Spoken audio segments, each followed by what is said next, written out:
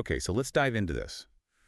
Picture this. You're leaving the hospital. Yeah, it's often a really vulnerable time. Right. You've just been through, well, a lot.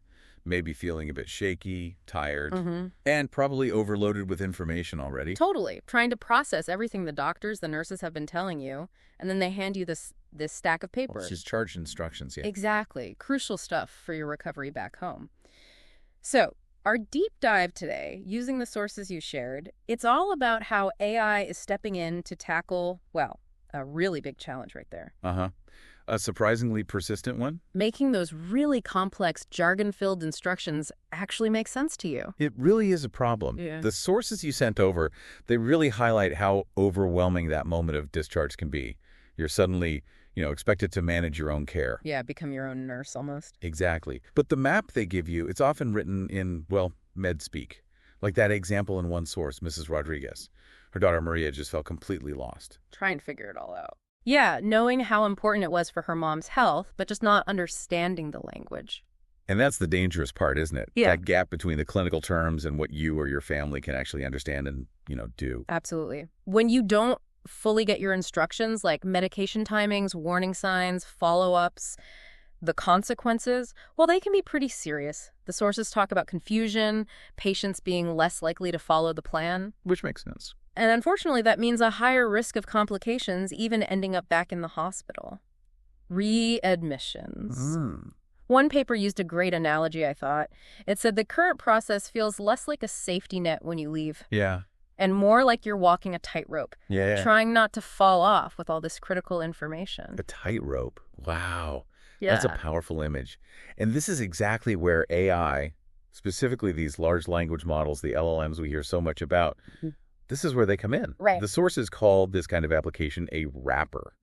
Can you sort of unpack what that means here? Sure. So think of the wrapper application as like a specialized layer built around the core LLM. The LLM itself is amazing at understanding and generating language, right? But it's general purpose. The wrapper is the specific program, the interface, designed just for this job. It takes the standard, dense medical notes, feeds them to the LLM in the right way, and then takes the simplified stuff the LLM produces and presents it clearly back to you, the patient.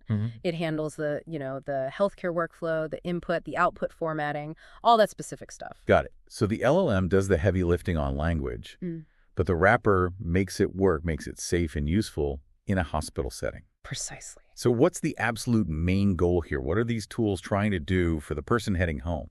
The bottom line, and this came through again and again in the sources, is making sure you, the patient, leave that hospital knowing exactly what you need to do, clearly, no ambiguity, to recover safely at home. Like a personal translator. Yeah, exactly. A translator and a guide for that medical language. Okay, so let's walk through how this actually works. What's a typical process look like based on what the sources described? Sure. So it usually starts with the hospital staff, maybe a nurse or discharge planner. Wow. Instead of just printing the standard document, they'd feed the existing discharge instructions into this AI system, maybe type them in, or more likely upload a digital version from the electronic health record. Okay, so they're using the standard info, not creating something new from scratch. Exactly. They provide the complex source material. Then the wrapper application takes that and sends it off to the LLM. And the LLM gets to work. Yeah. It processes the text, figures out the medical terms, the complicated sentences, what's actually being asked of the patient, and starts rewriting it. Into plain language. Plain language, yes. But here's the really clever part, where the LLM's understanding and that wrapper application really matter.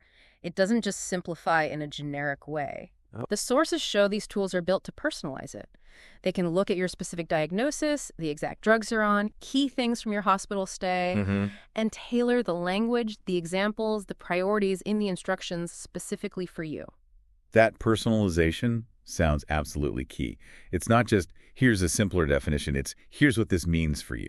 It really is. It makes it relevant. And this personalized plain language version is then what you get. Maybe it's a printout that's actually easy to read, or maybe it's digital on your phone or tablet. Right. The whole idea is to turn that potentially confusing stack of papers into clear, actionable steps.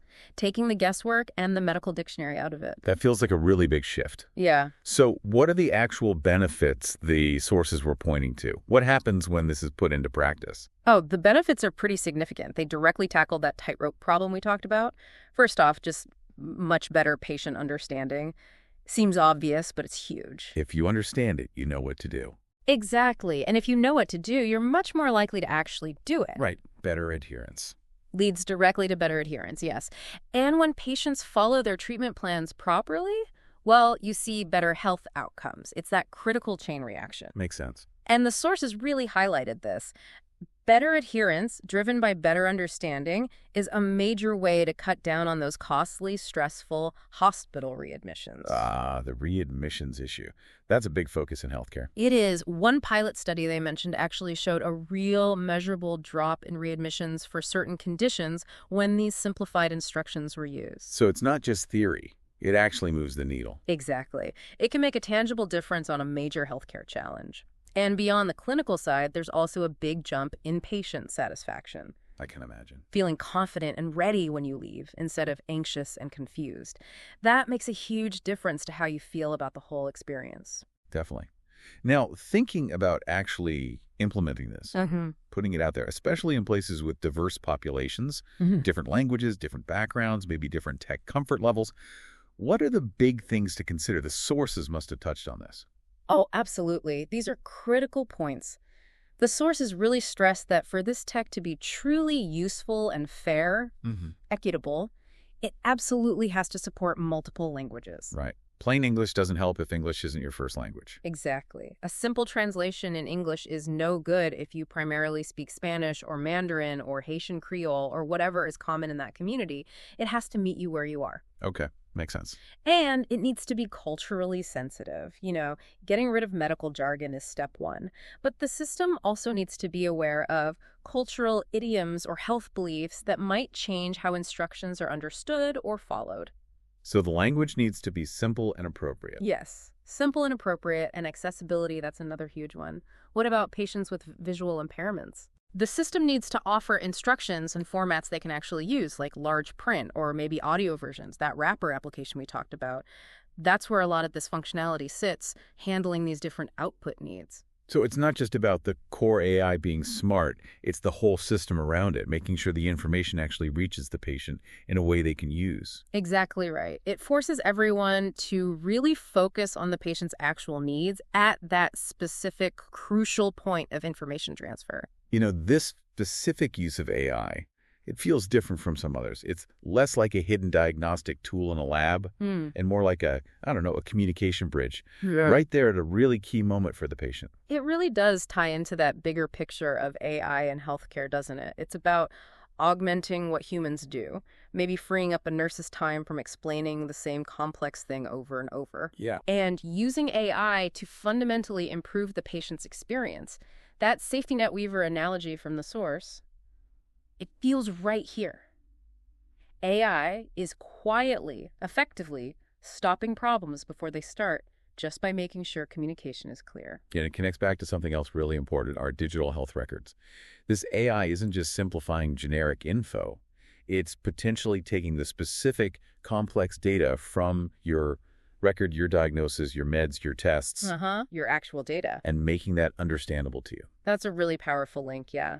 Using LLM applications like this basically turns your own health data into knowledge you can actually use. It's a real step towards a system where you're more informed, more involved in your own health. Which should lead to better outcomes. Ultimately, yes. Better engagement often leads to better outcomes. So this deep dive, it really paints a picture of AI, specifically through these LLM applications, offering a really practical, impactful, and honestly kind of compassionate solution. Yeah, compassionate is a good word for it. For a problem that's been around in healthcare for a long time. It's definitely more than just a tech upgrade, isn't it? It's directly about making things safer for patients, reducing that anxiety, that stress when you leave the hospital. Yeah. And just genuinely helping you get better more effectively once you're home. Because by making those discharge instructions clear, making them personal, yeah, AI gives you and your family the understanding, the confidence to really take an active role, an informed role. Right. And think about the flip side. It also frees up valuable time for the doctors and nurses time they can spend on direct care while this system works in the background, building that bridge of understanding for patients heading home. It feels like a really vital step towards a healthcare system that's, well, not just more efficient, but also more empathetic, more patient-focused. Leading to genuinely better results for everyone. So here's something to think about for you listening. What does it really mean when technology starts working consistently behind the scenes like this? Not just supporting the clinicians providing care, but fundamentally changing how you, the patient, receive and understand the information you need for your own health. It's a big shift in perspective. It points towards a future, maybe not too far off, where leaving the hospital could actually feel, well, manageable, feeling confident, informed, armed with clarity instead of just feeling overwhelmed and anxious.